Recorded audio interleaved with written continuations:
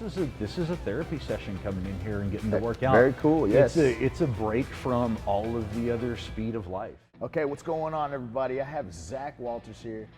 He's been a member of our facility for almost a year now. In fact, it's pretty interesting. When the first time Johnny, myself, and Evan, we had the meeting to merge these companies, that was the first time we had all been in the same room together. And he was getting signed up at that time. So it's like we've both, we've been around these guys, around these, these classes and everything for the same amount of time. This man right here has an incredible story to tell, and that's what we're here to do. Mr. Zack. Yes, sir. We could start out, man, letting us know what your first impressions were when you came in to the old location, because it wasn't even this one, man. No, it wasn't. It was. And the amount of help, oh my gosh, well, we'll get into that too. He helped us so much during the move, it was incredible. But please start off, man. When you walked in the gym, what were your thoughts? What was going on? Well, I had a change of circumstance at work that allowed me to be able to finally afford to be able to do jiu-jitsu. I had wanted to do BJJ for about 12 years before that. And Fitness Fight Factory was the very first place I went to. I was going to go there, then I was going to go to UFC, and then I had another facility I was going to go to, and I never made it past Fitness Fight Factory. So I went in, and the gentleman that met me there, Coach Raphael, he said, I said, hey, I'm here to, talk to y'all guys about doing jiu-jitsu, and he was like, hey, you're in the right place. And I didn't really know at that time how right he was, but right on. Shook his hand and kind of walked around, and it was a more compact facility. It was a lot smaller, but it had like a smaller bag rack, and the boxing ring that we have here, and like a smaller mat area. But like you said, it was you, Coach Evan, Coach Johnny, and Coach Raphael, and I specifically went there during a time there wasn't classes planned. Right. And to be able to kind of walk around without having to be on top of everybody. And it was just, I was familiar with Johnny Bedford through the UFC and other MMA venues and everything. And so it was just amazing to be able to be like, hey, I know you've seen you on TV, But it was, it was really cool to do that. But everybody was just so open and welcoming. And I know it was a business transaction, but at the same time, it's like, hey man, you come here, we can help you do this. You want to do it, this is a commitment you're making. And Raphael, whenever I was signing up, he was like, you can do a month to month. I'm like, no, I'm going to do a full commitment for a year. I'm going to do Very this. nice. You're not going to be able to, I'm going to do this for a year. Because I knew if I had an out, there would be a potential that I would not be able to continue. Right. But I didn't want to do that, and I had worked too damn hard to get into a position to be able to afford to do it to shortchange the effort that it deserved. Very cool. Very, very cool. So when you initially went in to you said, what got you to the point where, I want to learn jiu-jitsu, I want to start getting on this health kick. What were your thoughts going into that? The initial thought was just jiu-jitsu. I really didn't consider health at the time. It was just a matter of doing something. I mean, I'd been pretty stagnant, for the previous 8 to 10 years of not really going and having a committed workout routine. And I knew this is something I'd done 15 years ago for like a few months. And loved it and missed it. I still missed it. So that was why I wanted to come back. And whenever I had the opportunity to come back, I was like, this is not going to be something that just I go to once every couple of weeks and go to sweat. But it's something I'm going to dive into. Very nice. And the health, the different approach to health and eating and everything else was just a compliment to be able to complement the effort that was happening in jiu-jitsu. So, yeah, but it was at first I couldn't get through the warm-up, the 5-minute warm-up at the beginning of class. For the first like 2 months, I couldn't get through that without being completely winded, Right, I get it. There was times that I would just have to, kind of, I couldn't physically do something, so I'd have to like do planks or crunches or something during the warm-up. But it was, I knew that it was just a wet lump of clay and nothing was formed yet. So I knew that it was just a starting point. I love that you bring that up, because not getting beat up every day is a huge motivator. So for him, it was jiu-jitsu. I need to start losing weight, getting better, getting quicker, so I don't get my butt whipped in. I have the same approach with running, right? I hate running, but I don't want to tap out just because I'm tired over here. So I jog so I don't get killed in here. So yes, daily butt whippings are a huge motivator. Yes. Please proceed. No, and well, the other thing is I have two sons. I have a 2-year-old and a 5-year-old, and I honestly was approaching the point they're starting to do sports, and it was hard for me to go play with them, and it was just I couldn't really get around. I was tired all the time, and I just didn't want my kids to have the fat dad that they couldn't play with, or somebody that they were, that I would show up to a little league game and they would be embarrassed to point me out. Gotcha. And that's a a little bit self-effacing, but at the same time, it's a situation and a circumstance I created. It was nobody's fault but my own, and my choices led to that. And a son deserves a father. A child deserves a parent. Period. And I don't want to be around for the first 10 years of their life and then have a heart attack. Right. I wanted to be there and watch them develop and grow as individuals and become good people that are out there in society. And this is a direct vein to help me do that. Very nice, very nice. Now, how many pounds have you lost? As of last week, I'm 80 pounds down. I started this journey at 325 pounds. Yes. And I didn't measure like body fat or anything. Yeah. In my 1 year, it's actually in June 3rd was my 1 year anniversary. And so I weighed 245 and a half pounds. So I'm 79 and a half pounds down. So yeah. Incredible. That's absolutely incredible. It's that nuts. is awesome. 80 pounds, man. Like that's insane. I lost a 7-year-old. Dude, I mean, heck, man. Depending on the size of the kid. Yeah, that's true. Yeah. So no, that is very, very cool. What is your daily process, man? Did you start kicking out processed foods? What is it that you started changing up about yourself?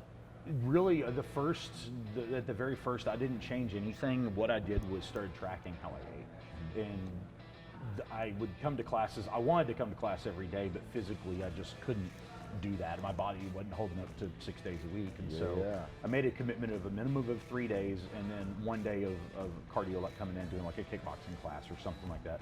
At that point in time, we didn't have a weight room or the size facility that we have now. And so it was classes. You did jiu-jitsu, you did boxing, you did that.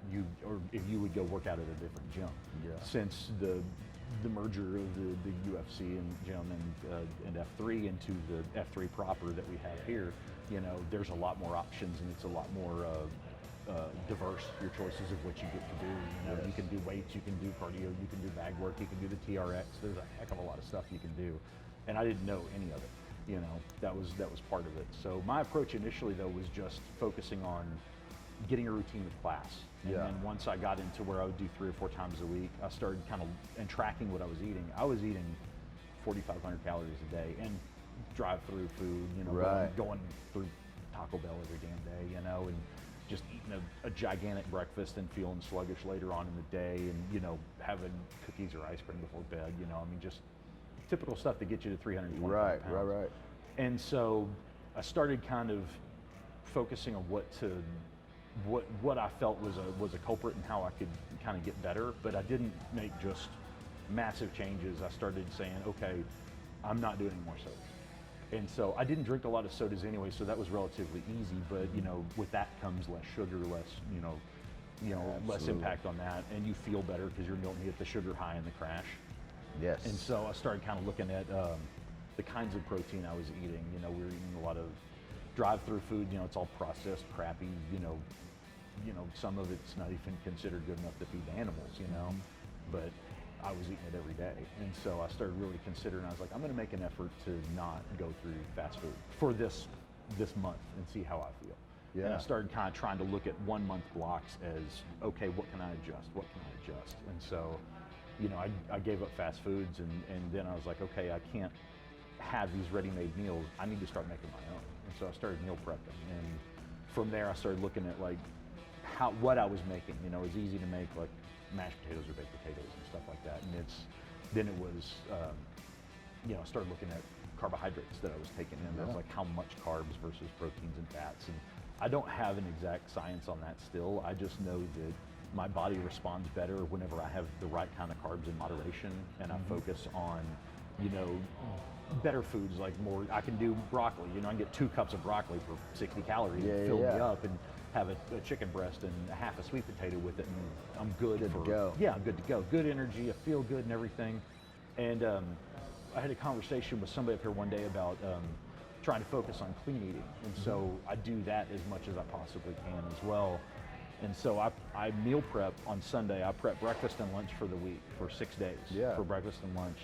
Dinners are a little bit, like I said, I have a 2 and a 5-year-old, so it's a little bit of a wild card. But my wife and I, we meal plan, and we use a service where we get like farm to distributor produce, and so we get like a laundry basket of produce every week. Yeah. And so we just meal plan around what we get. And sometimes we get a bunch of kale, sometimes we get a whole bunch of turnips, you know, I mean, it's just whatever we get, okay, this week we're doing this. Or, so, go ahead. Yeah, and so we do that, and I try to, I've tried to get more diverse, like doing like tofu and doing meatless proteins and stuff, trying to just get a little bit of diversity into it, because you can only eat chicken, broccoli, and sweet potatoes so much before you start kind of going cross-eyed. I get it. I understand. Yeah. So no, that's excellent. So it sounds like your wife is doing this as well. Is she teetering on it, trying to get everybody there? The past month or so, we've started making twice as many lunches, and we talk about, hey, let's make 2 meals. Let's divide this up. That way, we're not eating the same thing every day. We can kind of cross-pollinate and get some different, diverse meals in there and stuff. And so, yeah, it's like breakfast is still like I do the same breakfast every morning. Okay. Because I can do the same thing. And what is that? I do a cup of cold coffee, a cup of unsweetened coconut milk, and protein powder. It's 210 calories, and I have that. It keeps me until 10 o'clock, and then I have like an RX bar. I'll have unsweetened Greek yogurt and a scoop of almond butter. Okay. And so that's another couple hundred calories. So my entire morning up to there is 400 calories before I come work out. Right. And so then I have that. My lunch I keep around 400 to 600 calories, depending on how big I want to make it and everything. Okay. Generally, they're around 450, 500 calories right now. Okay. And that leaves me enough to be able to play with at dinner and have a meal, a decent meal and stuff like that. But still feel good. So I would like to. I kind of want to do intermittent fasting, but also what I'm doing is working, so I don't really see the need to reinvent the wheel. So long as you keep getting those results, do it till it works, and then you'll come to the plateaus. I remember it might have been a few months ago we started asking. I was like, lift heavier, eat a little more protein, and it'll spark other things to happen. Either your muscle's gonna grow or whatever the case may be, right?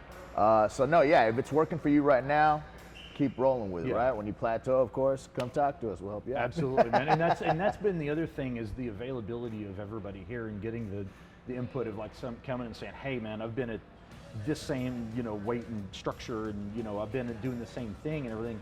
How can I improve that? How can I refine it? And you give your perspective and say, hey, you're doing a lot of high intensity work. That was something that you had remarked, that you do a lot of high intensity training and stuff. Mix that up by doing a couple of heavy lifts during the week, or a couple of them, and mix it up a little bit and do a little muscle confusion and help build that, that need for your body to be able to have that fuel and everything. And so, absolutely. I listen to you. Good, man. Yeah, I try. No, so now, all right, man. So I like to, whenever I talk to anybody, I'm a huge fan of I really want to understand the psyche. I want to understand what was going through your head, right? Because to me, that's so important to try to get to even empathize with anybody or understand the situation, is to really get into it, what they were thinking at the time. So I'm going to take you back, man, to 325, when you were saying you felt like you couldn't even play with your kids. Yeah. These patterns of eating, this pattern of a sedentary lifestyle, or just diving into work so hard, right, making sure you're paying your bills. Where was your head at in that time frame, leading up to it? As you're like, have you always been a pretty solid framed individual, or did your weight gain come, at a certain time? Was it just throughout your whole life? No, like I've always been big. Like I'm kind of medium sized for the guys in my family. I've got cousins that are 6'7" and 350 and don't look big genes. Don't look at it. But my dad is 5'11" and 170 pounds. Okay. I mean, it's just the weird kind of the genes that he got, and everything is just different. But no, I've always tried to do something athletic. I played hockey in high school and stuff. I did Taekwondo for a few years, and so I have some level of athleticism that I tried to go with. I've never been like outstanding in any of it, but I've enjoyed what I've done. Okay. And so it wasn't about like being a world beater. It was about just having a good time and doing it with people that I had fun with, But the point of getting to where I was at weight wise and everything was just, I wasn't doing anything to to get off that path, and I didn't want to, honestly, I didn't want to have a heart attack and die whenever I was 45. You know, I didn't want to be 400 pounds and, you know, have to be cut out of my house or whatever. You know, I didn't want to get to that point to where it was unrealistic to be healthy or to come back from it. And I know that my metabolism is going to slow as I get older, and there's going to be a little bit more of an uphill battle, you know, health-wise. Just the body kind of starts slowing down in certain areas, and so there's a, you know, the kids were a big factor in that. My wife deserves somebody that you know, she is proud to be around as well, you know, and I didn't feel comfortable in anything I wore. Every shirt that I put on was tight. I'd have to go to big and tall stores. I couldn't buy anything at Target. You know, I couldn't buy pants at Target. I couldn't buy a jacket at Target. You know, I couldn't even go like to big and tall. There's a company I found. I had done some mail order stuff from them. They opened up a store in Arlington, and they make bigger clothes and everything. And so like, I'd have to go there and spend a lot of money to get something that I felt looked good and fit me right. And I was like, I shouldn't have to make this effort. This is not the right effort to make. Okay. You know, and there's a quote that I read a while back, and it was talking about that, you know, just life is hard. You know, being obese is hard, being healthy is hard, being married is hard, being divorced is hard. Correct. You know, you have to choose your hard, and you have to commit to it. There you go. And so I kind of looked at it, and, you know, I found that after the fact, but I didn't realize that was the fulcrum point I was at. Was like, man, I can either just accept my fate and become, you know, a blob of a person, you know, and fall into that world, or I can take a hard turn. I could do something I'm interested in, something that I could potentially do with my kids. You know, my kids could get into this as well. Yeah. You know, I don't know if my wife would ever do it. It's not really her bag, but you know, that wasn't the point. You know, right. You know, that wasn't the point. It was to do something that would make a ripple effect to everybody around me, you know, and that I was going to get healthier myself, you know, and there was just a complete, you know, nail driven into the board moment where I was like, okay, I'm going to change, but it's kind of embarrassing to talk about. I'll tell you about it, but you might have to cut it out of the video. So, but it was just. No, that's not happening. Okay. No, this is going on. This is going. We're live right now. So. Yes. But it was just a matter of, you know, this has to change. This cannot be this way forever. There's more life to live than just eating and being fat and being miserable. And you know, coming home from work and just falling down because you're tired, instead of and basically getting onto your kids because they want to play and spend time with you. And I just couldn't fathom being like that for the rest of my life. Yeah, no, I get it. Yeah. I get it, man. So. Now, fast forward, right, to today, 80 pounds lighter. Where's your head at? How you feeling? Oh, I'm miserable. No, yeah. Choked every day sucks, man. Well, no, honestly, you know, I'd mentioned it before we start. This is a therapy session coming in here and getting to work out. Very cool. Yes. It's a break from all of the other speed of life. You know, like, you come in here and you get, you know, you get to meet people that are in the same path as you. There was a gentleman in here the other day. It was his first week, and he's like, yeah, man, I've wanted to do this, and I want to lose X amount of pounds because I'm going to Japan next year to teach English. And I was like, that's an amazing thing, man, dude. I did that. I'm doing that right now. Yeah. I'm doing that every day.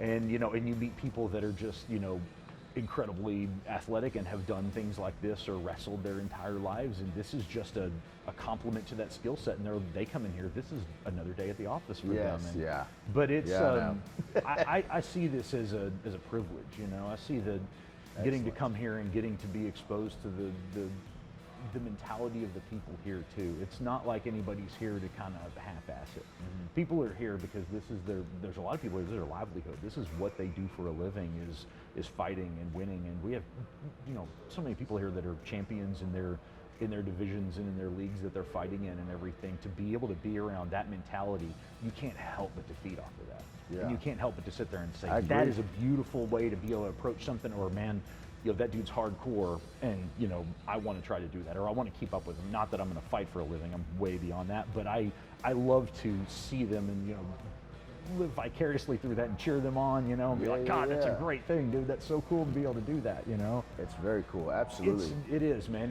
And the funny thing is those people that are just the meanest people in the rings and a fight are the most laid back and cool and easygoing people out here. Whenever you're just talking to them, it is not they don't have their chest bowed out. They're not trying to prove anything. They are who they are, and they're 100% comfortable in their skin. And I think that's another thing that I've never had was that security and that confidence. Okay. And being able to see that and understand it a little bit more, and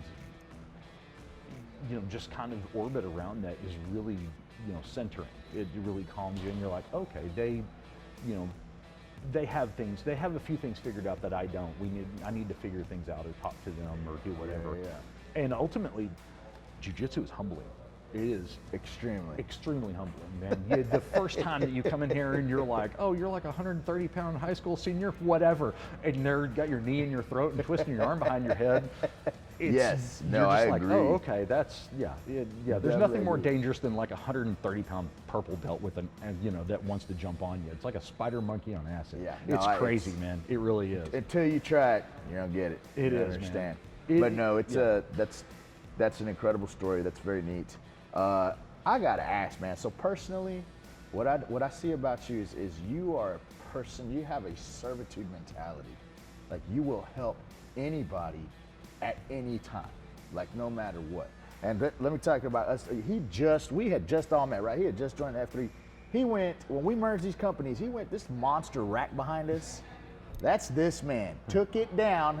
We helped him, but he was the one that knew what to do, and then also put it back up. And anytime I see anybody want to talk to you, he's always complimenting people. You just have a very, give it forward attitude, man. Where does that come from? I don't know. First of all, thank you. I think that if we have the opportunity to help or lift up or elevate somebody, I think it's it's not an obligation, but it's a great opportunity to be able to do that. Not everybody has that approach to things, and not everybody has the mindset to do that. And like I said before, we're around incredible people. It's easy to talk to them, and it's easy to sit there and say, man, I really admire X, Y, Z, or man, you really did this good, or I love this about you or what you're doing and everything. Yeah. It's easy to find that here because there's really high caliber, really good people around here. But also, that first day in class, I was the person that didn't know what the hell I was doing, or didn't have any sort of bearings on what was going on. And if introducing yourself and shaking somebody's hand and asking their name and using their name later on gets them a level of comfort and understanding of that, hey man, we're not here to just be mean to each other and beat each other up. Right. There's a belonging there. There was something that Coach Evans said whenever we were putting this facility together. We were talking about something. I think it may have been we were talking about the kettlebell bench thing, because that's and he made us a little rack to put all our extra fitness equipment on as well. But we were talking about that, and he was just like, he was talking about that and something else, and he was like, man, I just love our community. And it's not cool. it's not a facility. It's not a group of people that work out. It is a community, because people help each other out. They'll band together and cheer each other on when they have fights, or honestly, when there's low points, they'll sit and talk. And there's a lot of, like I said, a lot of therapy that happens when absolutely. And we just mesh together beautifully. I know that it's a far tangent section, but I'm happy to just have the opportunity to be involved in it. So it's a beautiful thing. Yeah. Excellent. Thank you so much for that, man. We definitely enjoy having you. Now I gotta ask the question, dude. I gotta ask the question. Okay. And I'm gonna ask your wife. Okay. Are you flexing in the mirror, man? I have to, man. I have fat still. I'll tell you what the weirdest thing is like normally, I have stretch marks, and now I've got loose skin. Yeah. And that's a weird thing, man. Okay. Being able to go from having like a roadmap to where it just looks totally different. And we're not 20. Yeah, no, I'm not 20. There's no way, there's people that are in here that are cut that are like 3% body fat. It would take me a monumental effort to get to that. Yes. But well. One of the other things that I love about this is trying to be realistic about how it meshes into my real life. I'm doing this to be healthy. I don't know what a healthy version of me looks like.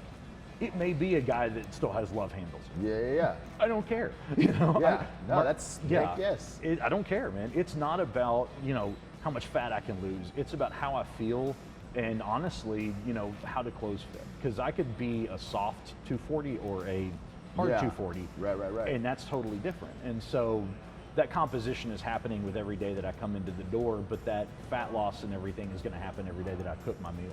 Absolutely. So, Absolutely, man. Yeah. But yes, I am flexing in here. Good. You better be, man. You better be. There's not much there, but I've tried. So, man, what would you tell to somebody that's thinking about making that journey, man? A lot of people, they are looking for alternative ways. Yeah. Like, they're tired of just jumping on a treadmill or going and hitting some machines and some weights, kind of like not pointless, but it's not a community like you were saying earlier. And they are looking for it. Some guys want to do it boxing. Some guys want to do it with jiu-jitsu. Sure. Those trying to make that jump, thinking about it, what would you tell them? Man, tell that? Yeah. Okay. It's the opportunity to join up. You're standing at the top of a hill that's covered in snow, and you're packing a snowball in your hands while you're thinking about it. All you need to do, the hardest thing to do, is to let that thing go and roll downhill, because it's going to grow, it's going to pick up momentum, and nothing is going to stop it once it gets moving. Man, you absolutely owe it to yourself to bet on your ability. And I read something one time that was talking about that exercise isn't a punishment for what we eat, it's a celebration of what we can do. And that's 1,000% true. Very cool. I remember early on, there was a warm-up drill that I wasn't able to do because I was too fat and too heavy. It was like we had to carry one of our partners and stuff, and I couldn't do it. Like the first 3 or 4 classes I was in, I couldn't do it. And a couple of months ago, we did that warm-up again, and I got to do it. And that was just such a sweet moment, man. Yes. So it really was. There's been a lot of those that, like, you try something and just physically you can't do it, and then you get a couple of months down the road, you get better, and then you get better, and then all of a sudden you're doing it without even reacting and thinking about it. That's a thrill that doesn't come on a treadmill. That's a thrill that doesn't come whenever, I'm sure they're running, there's a lot of euphoria that comes with that I'm not aware of because I don't run. That's a chapter of exercise I haven't opened yet and everything, but there is like Rick said, there's a diversity of what's here. There is a multitude of good people, and there is commonality with people in your circumstance, and all you have to do is try. They'll give you a class for free, dude. Just come up here, get your sweat on, meet some people, shake some hands. If it's not for you, you've taken that step and you know that now. But if it is for you, you're going to be hard pressed to find a better place to do it, in my humble opinion. So, perfect, awesome, man. Awesome, thank you, sir. Dude.